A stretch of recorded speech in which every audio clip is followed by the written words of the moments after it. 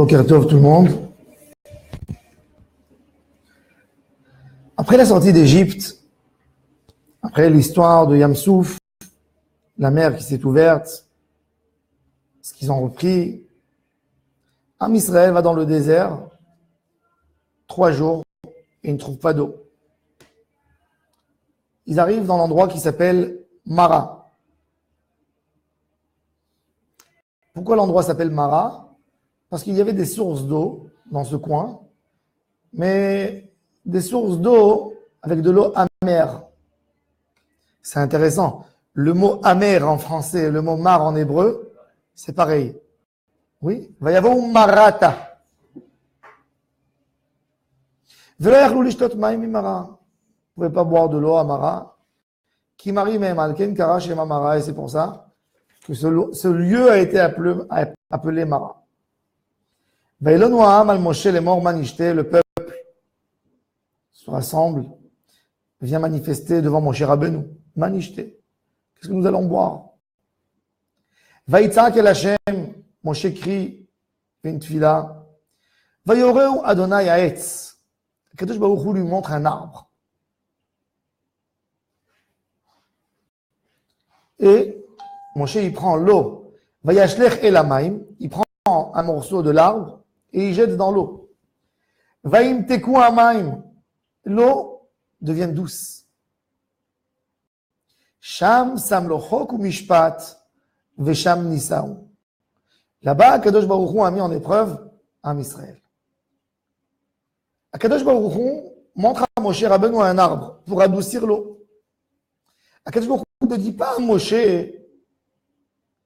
prends le morceau de l'arbre et jette-le dans l'eau. C'est Moshe Rabbeinu de lui-même. Il prend une branche de l'arbre, il jette dans le puits, dans la source, dans l'endroit où il y a l'eau, le bassin, et l'eau, elle devient douce. Sham samlo chok u mishpat, vesham nisaou. Pourquoi Moshe Rabbeinu, Akadosh Baruch Hu lui a montré l'arbre, et pourquoi Moshe Rabbeinu a compris qu'il fallait prendre l'arbre et qu'il fallait le jeter dans l'eau? L'arbre, ça veut dire quoi, l'arbre?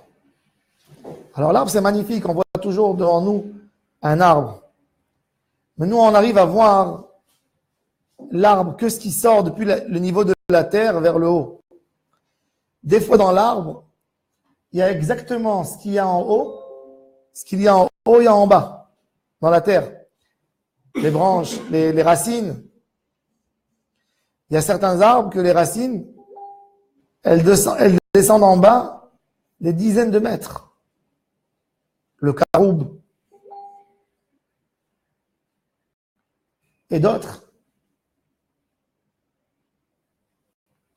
il y a des racines.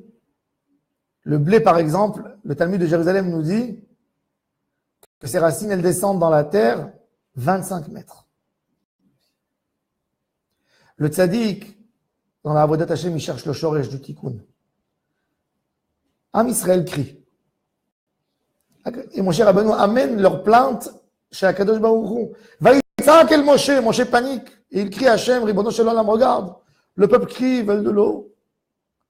Vayoreu Hashem haetz. Akadosh Baruch Hu lui dit, tu vois l'arbre?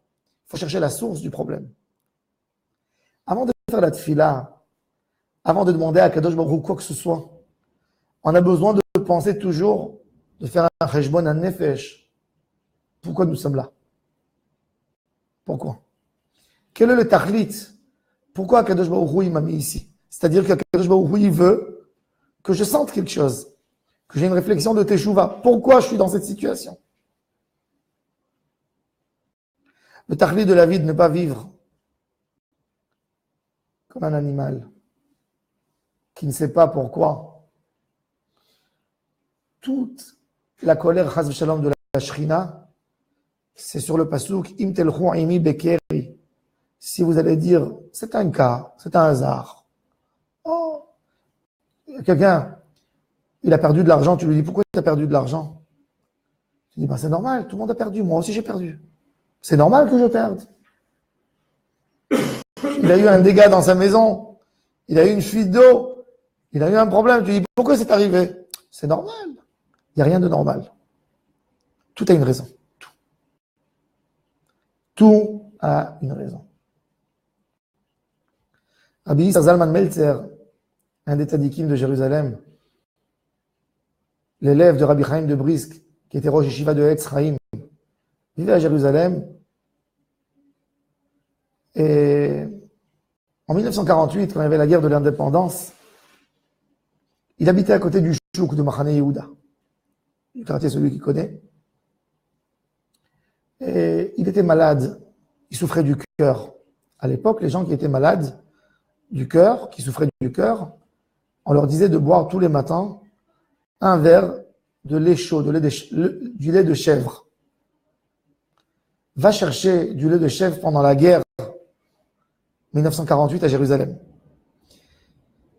À l'époque, il y avait à Jérusalem un petit quartier, j'habitais à côté, Givat Shaoul, et là-bas il y avait des chèvres. La femme de Rabbi Yisraël Zalman, elle aime son mari, elle marche à pied 1 heure, elle va lui amener un verre de lait de chèvre, ça coûtait cher. Et une femme âgée, elle prépare, elle met le lait de chèvre à bouillir pour lui faire son verre de lait. Elle s'assoit, elle prend une chaise à côté, elle s'assoit, il fait froid. Elle s'assoit, elle s'endort sur la chaise.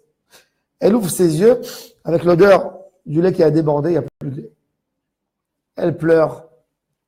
Je suis parti pour amener du lait à mon mari. J'ai marché 1 heure pour amener du lait. Ça a coûté cher. Et je viens, mon mari n'a pas de lait à boire maintenant. Elle avait peur pour sa santé aussi. Rabbi Yisraël Zalman, il rentre dans la cuisine et voit sa femme pleurer. Ma femme, pourquoi tu pleures?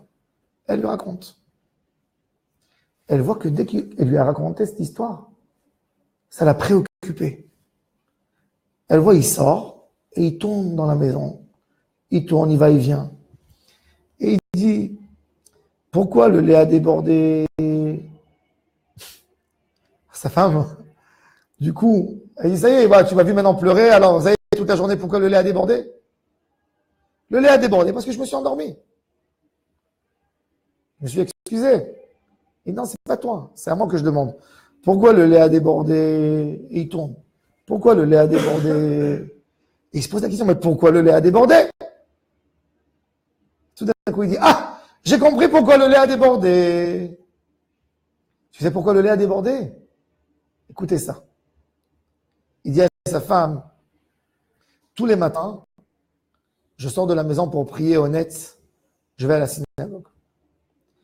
Et il y a tous les pauvres de Jérusalem, à l'entrée de la synagogue, ils sont tous assis, et je passe et je donne à chacun une pièce. Je donne la tzedaka de la journée, ma tzedaka de la journée, et il a tout pour ça dans la maison, toujours il prend des pièces, il fait la monnaie, et il met dans son sac, il met l'argent qu'il doit distribuer à la tzedaka tous les jours, il donne aux pauvres, chacun de quoi acheter un petit pain, un petit truc. Et il dit, ce matin, je suis sorti de la maison, et je suis déjà, il est âgé, il a 70 ans. Je suis arrivé à côté de la synagogue, j'ai fait rentrer ma main dans la poche, et je me suis rendu compte que j'ai oublié les pièces d'argent que j'avais l'habitude de donner tous les jours. Je me suis dit, je retourne à la maison pour ramener les pièces. Non, j'ai pas la force. Demain, je donnerai le double. Et je suis rentré à la synagogue. J'ai fait le compte. L'argent que je donnais à la tzedaka, c'est le prix du verre de lait. Ces pauvres-là, ces misérables, ils comptent sur moi. Tous les jours, j'ai l'habitude de leur donner. Donc, ils comptent sur moi. Et c'est pour ça que les laits, Akadosh Baruch Hu, il m'a fait ça. Il m'a dit, si toi, tu n'avais pas la force de donner, quand ta femme elle s'endort, tu n'auras pas ton lait. Tous ces midah keneged midah, il faut chercher. Alors nous, à la place de Rabbi Yisraël Zalman Meltzer, un verre de lait, le lait a débordé. On ne se pose même pas la question.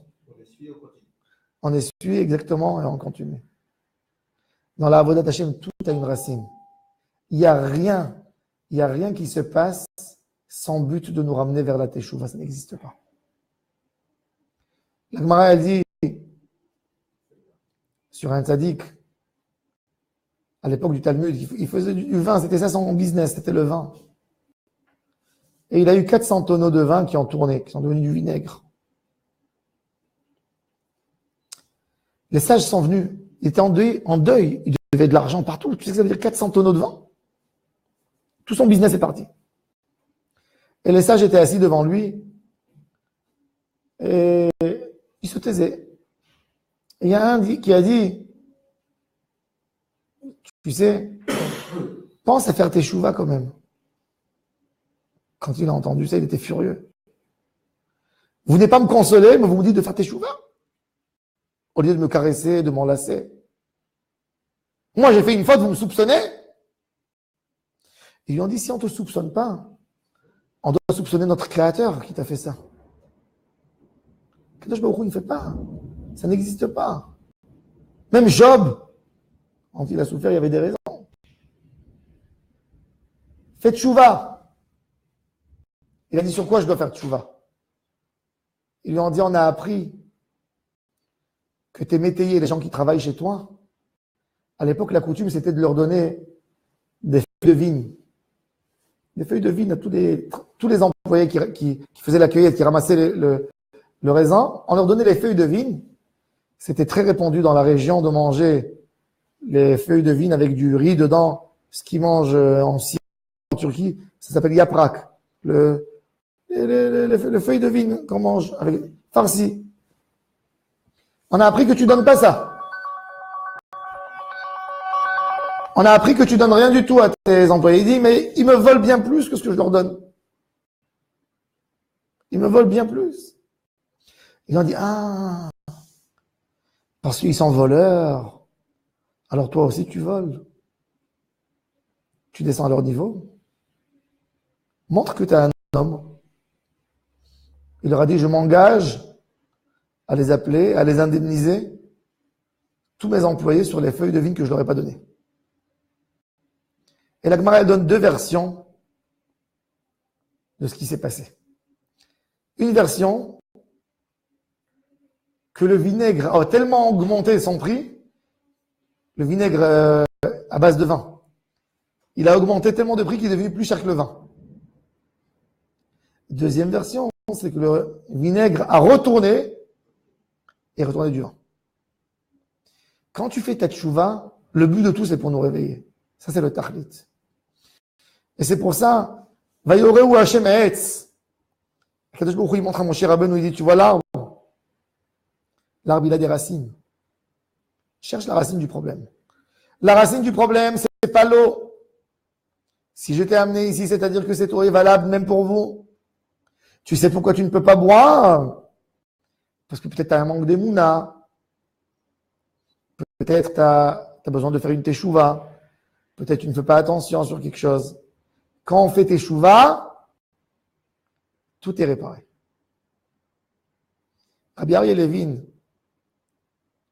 le tzaddik, un des tzaddikim de Jérusalem, rien que de voir sa photo, ça amène la Yirat Shamayim. Il a raconté à la fin de sa vie à un de ses élèves, il a dit qu'à l'âge de 12 ans, il a quitté la maison de ses parents et il est parti en yeshiva.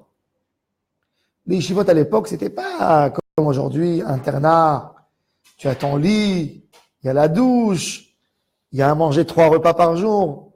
Les yeshivot en Pologne, en Russie, etc., c'était des misérables. Il y avait le Rav qui enseignait la Torah. On tapait dans les portes du village. Est-ce que vous voulez héberger un jeune garçon qui vient rien que manger? Et une famille qui dit, moi, je suis prêt à le prendre 2 repas par semaine. L'autre, il dit, moi, je le prends 2 jours, 3 jours. Moi, je le prends le Shabbat. 1 repas. Et le Rav, il faisait la liste au Baron. Dimanche, tu vas manger midi ici. Il dit, par contre, tu sais, j'ai pas trouvé pour toi où manger lundi. Il jeûnait le lundi, le pauvre. Je t'ai trouvé que dimanche matin, tu pourras aller à 7 heures. Mais le soir, il n'y a pas de repas. Et je veux étudier la Torah. C'est comme ça qu'ils étudiaient. C'est pour ça qu'à l'époque, tout celui qui allait en yeshiva, il sortait un tzaddik gamour. Parce que il sacrifiait sa vie pour la Torah. Et il dormait au Beth Midrash le soir. Et Rabbi Aryeh Levin est arrivé. Et la famille qui l'hébergeait, qui lui donnait à manger 2 jours, il lui a dit, mais non, on doit voyager, on n'est pas là. Donc il n'avait pas où manger. Et en même temps, il y avait un jeune dans la yeshiva qui lui faisait du mal, qui le détruisait avec des mots durs. Il le frappait. Il est à 200-300 km de la maison de ses parents. Sans téléphone à l'époque, sans rien. Il était tellement en déprime. Le soir, il a attendu. Tout le monde est sorti du Beth Midrash. il est parti au Aaron Kodesh. Il a ouvert le Aaron Kodesh. Et il pleurait. Il hurlait, tellement il avait mal. Où il va se verser? Il n'a ni père, ni mère, ni personne ici. Il est jeune, 12 ans. Il criait de toutes ses forces. Tellement il a pleuré, il était fatigué et faible, il s'est endormi. Quand il dort, il rêve. À l'âge de 10 ans, il est dans son village. Et à l'époque, il y avait des gens qui puisaient de l'eau et qui amenaient de l'eau dans les familles. Des seaux d'eau. Et l'homme qui puisait l'eau, c'était un juif, mais un homme très nerveux. Il ne fallait pas lui parler. Posé. Et les enfants, ils aimaient le taquiner. Et quand ils voyaient les enfants, ils couraient derrière eux. Qu'est-ce qu'ils faisaient les enfants dans les jours d'hiver qui gelaient? Quand ils mettaient du puits, ils mettaient de l'eau dessus et ils couvraient avec de la neige. L'eau, elle congelait le matin pour enlever le gel de l'eau. Il faisait moins 20, moins 30. Ils le voyaient amener une hache et casser, et insulter et rigoler parce qu'ils habitaient à côté du puits. Et il rêve qu'il voit ça. Et lui, il était parmi ses enfants. Un enfant de 10 ans. Et il se lève, il dit à Hachem, merci. Tu m'as fait comprendre pourquoi je souffre. Il rouvre le Echal et il pleure à Kadosh Baruch Hu, tu le sais. Que si j'avais la force, j'aurais couru comme une gazelle pour aller demander à ce juif pardon sur ce que je lui ai fait à l'âge de 10 ans. Mais je ne peux pas lui demander, je suis loin. Je t'en supplie, donne-lui une réflexion de pardon vis-à-vis de moi et vis-à-vis d'autres. Et il pleure, il pleure.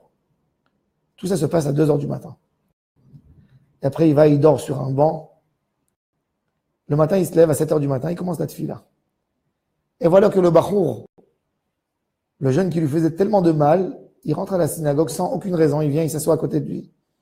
Il enlace et lui dit, je m'excuse sur tout le mal que je t'ai fait jusqu'aujourd'hui. Depuis aujourd'hui, je serai ton grand frère. Je vais te couver. Je serai là pour te protéger. Et d'ailleurs, je t'ai trouvé où venir manger. Tu vas venir manger avec moi. Dans la maison où je vais. Les amis sont meilleurs amis. Quand on répare la racine, à Kadosh Baruch Hu, on répare tout. Alors on se dit des fois, ça nous paraît bête, ça nous paraît... Je vais faire tes chouvas à moi, et quoi? Tout va changer? Oui, tout va changer. T'as confiance en Hachem ou t'as pas confiance? L'eau qui était amère, qui était pas potable, avec un renforcement de Emouna de Am Israël, c'est devenu de l'eau douce. Vaïm teku hamaim, sham sam lo chok ou mishpat. Vesham nisau. Alors c'est vrai, il y a eu quelques lois, comme il nous dit Rashi, qui ont été données.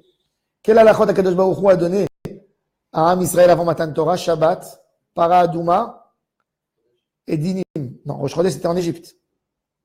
Amara, quand ils ont étudié la Torah, ils ont reçu la Torah, il y a eu un chizouk, un rapprochement vers Hashem Yitbarach. Sham Sam Lochok. Mais le pshat, Sham Sam Lochok ou Mishpat, HaKadosh Baruch Hu, il te dit, sache-le, que toute cette histoire qui s'est passée à Amara, tu peux l'avoir dans tous les domaines de la vie. Si tu charges le point, tu fais tchouva, tout va s'arranger. Tout. Pas besoin de donner des exemples. C'est dans notre vie quotidienne de tous les jours. Si on fait tchouva et on essaye de comprendre qu'est-ce que Hachem veut de moi, pourquoi il m'a mis cette épreuve, et on est sincère avec nous-mêmes, on n'est pas là que pour nous flatter et pour nous mettre du beurre sur nous, pour ne pas qu'il n'y ait rien, on dit on est des tzadikim, on se oint avec de l'huile, on est table. Comme la Baruch Hu dit, mais si on est là pour chercher le Hémet, notre entourage, est-ce qu'on a fait du mal à quelqu'un? Est-ce qu'on n'était pas assez sensible par rapport à la souffrance de quelqu'un? Est-ce qu'on a donné assez de tzedaka? Est-ce qu'on a fait de la bienfaisance? Est-ce qu'on a fait du chesed begoufo? Est-ce qu'on a fait bien notre filote? Se contrôler dans chaque chose. Et c'est ce qu'il y a Kadosh Baruch Hu. Vayomer, im shamoa tishma, lekol Adonai Elohecha. Si tu vas écouter tout ce que Hachem te dit, vayachar be'einav ta'aseh, ve'azanta le mitzvotav, tu écoutes ces mitzvot, ve'shamarta kol chukav, be'pshitut, kol ha'machala asher samti be'mitzrayim lo asim alecha ki ani Adonai rofecha. Toute maladie que j'ai mise sur les Égyptiens, je ne mettrai pas sur toi, car c'est moi Hachem qui te guérit. Ani Hachem rofecha, Kadosh Baruch Hu nous promet, c'est moi qui te guéris, c'est moi qui te guéris. Promesse d'Hachem Yitbarach. avec ce pasouk, on peut guérir toutes les maladies du monde, toutes les maladies. Ki ani Hashem rofecha. Akadosh Baruch Hu, il te promet, tu fais tes chouvas, tu te colles à moi en Emouna, je te guéris. La Emouna, elle guérit plus que tout. Comme le Baal Shem Tov. Petite histoire, fin de la journée du Baal Shem Tov. Le Baal Shem Tov, il avait son élève. Il est parti couper du bois dans la forêt. Il a eu un tronc d'un arbre qui lui est tombé sur le pied, qui lui a écrasé le pied totalement. Il était sous l'arbre, il hurlait. Ils sont venus ses amis, ils ont pris des cordes et des ficelles, ils ont enlevé le tronc, mais le pied était complètement cassé, il était plié comme ça, rien. Il l'a emmené à la maison sur un lit. Sa femme, elle a appelé le médecin, il a dit, il faut amputer, il faut couper le pied. Autrement, à l'époque, ils ne savaient pas faire. Et il hurlait de douleur, et les élèves, ils ont couru chez le Baal Shem Tov. Rabbeinu, ton élève, son pied, ils vont lui couper le pied. Il a dit, amenez-le ici. Il l'amène. Et le Baal Shem Tov qui lui dit, mon fils, tu as une émouna en Hachem, tu crois que Hachem va te guérir? Il regarde le Rav, il crie, j'ai mal, j'ai mal. Et le Baal Shem Tov, il hausse le ton. Tu crois? Il dit, oui. Alors il dit, alors lève-toi. Il dit, Rabbi, je ne peux pas me lever, j'ai très, très mal. Le Baal Shem Tov lui dit, tu crois pas? Le Baal Shem Tov, il tourne autour de la table, il prend un sidor dans sa main, et il prend la bracha de Mechaya Metim de la Hamida. Akadosh Baruch Hu Mechalkel Chaim Bechesed. Il donne la vie à tout homme avec sa miséricorde. Mechaya Metim Berachanu Rabim, il fait vivre les morts. Somech Noflim, il prend ceux qui tombent. Verofe Cholim, tu crois? Oui, Rabbi, je crois. Alors lève-toi. Il essaye de se lever et paf, il tombe, il prend même un coup sur le dos. Le Baal Shem Tov lui dit, non, tu ne crois pas. Tu ne crois pas? Et il reprend le Baal Shem Tov, il prend le texte et il crie de plus en plus fort. Il crie. Refaire, tu crois? Finalement, il dit, oui, je crois. Lève-toi tout de suite alors. Il se lève, il dit, saute sur le pied. Il saute, il dit, maintenant lève ton pantalon. Il lève le pantalon, il n'y a rien. Ça, c'est la force de la Emouna. Alvaï Shnizke, l'Emouna Kazoti Bezrat Hashem. On va guérir de tous les problèmes. Hashem Yazrin, Advak, Votchemo, Baruch Adonai, l'Olam, Amen, Amen. Excellente journée à toutes et à tous.